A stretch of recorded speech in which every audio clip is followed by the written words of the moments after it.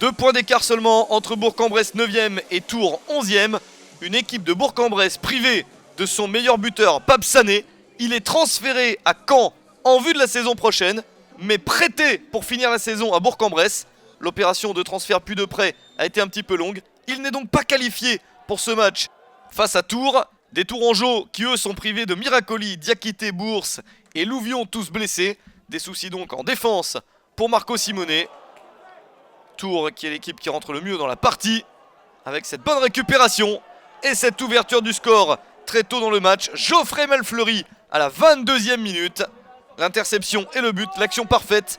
Le deuxième but de la saison pour Malfleury. Une équipe de Tours qui a également perdu un joueur acheté par le Stade Malherbe de Caen en Ligue 1. L'attaquant ivoirien Christian Kouakou. Mais l'attaque de Tours paraît plutôt bien disposée avec déjà un but puis une autre action intéressante. À la mi-temps, Tours mène logiquement 1-0. Pourtant, Bourg-en-Bresse est la 4e équipe du championnat à domicile. 7 victoires pour 2 nuls et 3 défaites. Mais le promu est en train de ralentir. Il n'y a eu qu'une victoire sur les 6 derniers matchs. En seconde période, le Tours FC veut confirmer sa bonne situation.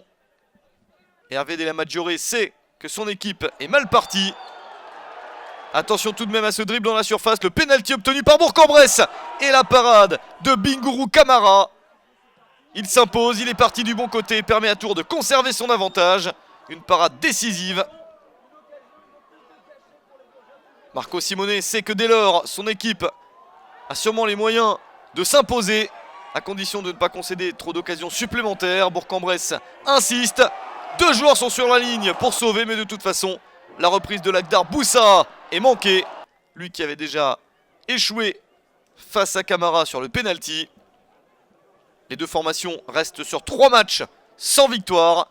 Et c'est Tours qui paraît l'équipe la mieux placée pour s'imposer, car il y a déjà 1-0, puis cette nouvelle opportunité dans la surface.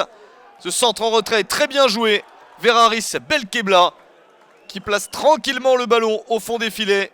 À un quart d'heure de la fin, 2-0 pour Tours, c'est un excellent résultat à l'extérieur. Deuxième but de la saison pour Haris Belkebla. À la 76e minute, ça paraît bien tard pour Bourg-en-Bresse pour revenir dans ce match, même s'il y a des tentatives. Un ciseau acrobatique très difficile, ça passe au-dessus. Bourg-en-Bresse qui se fait piéger à domicile. Victoire de Tours, 2-0.